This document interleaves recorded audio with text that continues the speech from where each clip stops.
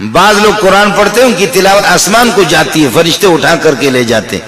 بعض لوگ قرآن پڑھتے ہیں آسمان سے فرشتے ان کے سننے کے لیے آتے ہیں.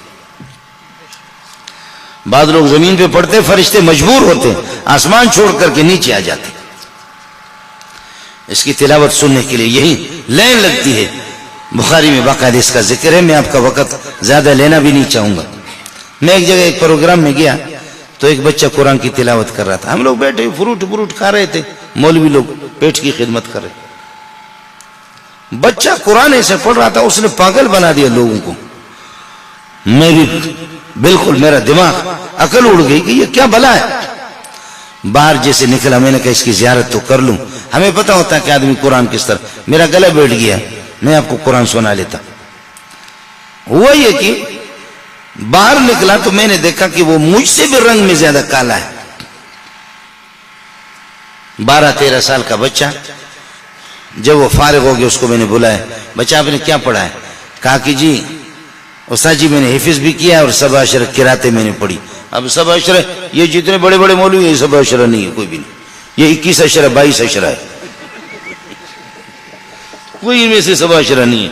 سمجھے؟ وہ جامع گزرا یا دوسرا گزرا قاری سیف الناس کوئی بھی نہیں ہے. سبع عشرہ مشرہ کچھ بھی نہیں ہے.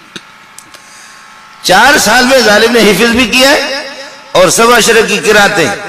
پھر میں نے ان کے استاد سے پتہ کیا کہ یہ ہے کیا، یہ کہ جادوگر نہیں ہے.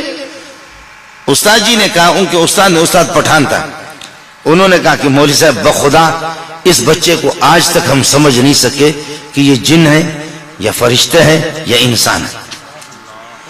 کیا اس کی ذکاوت ہے، کیا اس کی حروف کی ادائیگی ہے اور کیا اس کی آواز ہے. ہم خود اساتذہ اس پر حیران ہیں. رنگ آپ بھی دیکھ رہے میں بھی دیکھ رہا ہوں. میں نے کہا کہ بچہ آپ کہاں کے؟ کہنے لگے سرباز کا ہوں. ایران میں ایک صوبہ ہے سرباز کا ہوں. کب سے یہاں پڑھ رہے؟ کہنے لگے 4 سال سے پڑھ رہا ہوں، یہ سب کچھ پڑھا ہے. تو پھر میں نے بلوچی شروع کی اس کے ساتھ. میں نے کہا ملک کا نرفتگی، آپ پھر ملک نہیں گئے؟ کہنے لگے استاد جی نشتگوں نرفتگوں. فارسی اور بلوچی ہماری زبان ایک ہے. جی نرفتگوں. میں نہیں گیا. میں نے کہا کیوں نہیں گئے؟ خاموش.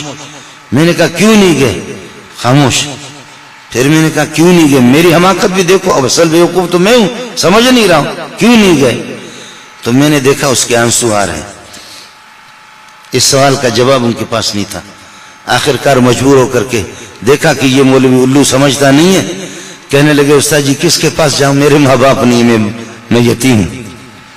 میرے ماں باپ کی میں نے شکلیں نہیں دیکھی.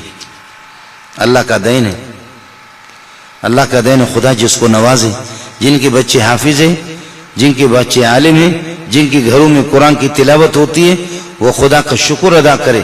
10-15 افراد ایک گھر میں رہ رہے ہیں. اگر ایک میری بیٹی اور ایک میری بھتیجی اور ایک اللہ آپ کا بھلا کریے کہ ایک میرا بھتیجا، آپ کا کوئی بچہ یاسین شریف کی اگر تلاوت کرے، یہ بہت بڑی بات ہے. اور اگر پورے گھر میں ٹیلی ویژن ہے، اسی گھر میں مزے کی بات یہ اسی گھر میں اس کے تاکچے میں قرآن بھی رکھا ہے اور ادھر ٹیلی ویژن بھی رکھا ہے.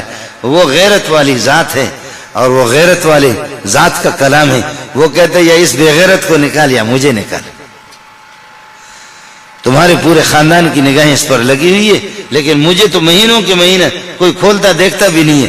اور ان ننگی تصویروں کو ادھر دکھا بھی رہے ہو سب کچھ. یا مجھے نکالو یا اس کو نکالو.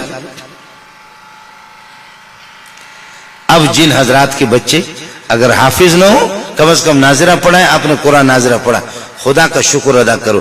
جن کے گھر میں قرآن نہیں وہ ماتم کرے، یا حسین یا حسین. وہ ماتم کرے، اپنے منہ پہ تماچا رسید کرے کہ وہ کیا ہے جو یتیم کے سینے کو، یتیم پر اعتماد جس کا رہا اور جس نے یتیم کو حافظ قرآن قاری قرآن بنا دیا، وہ کون ہے کہ جس نے مجھے محروم کر دیا اس دولت کے ہوتے ہوئے.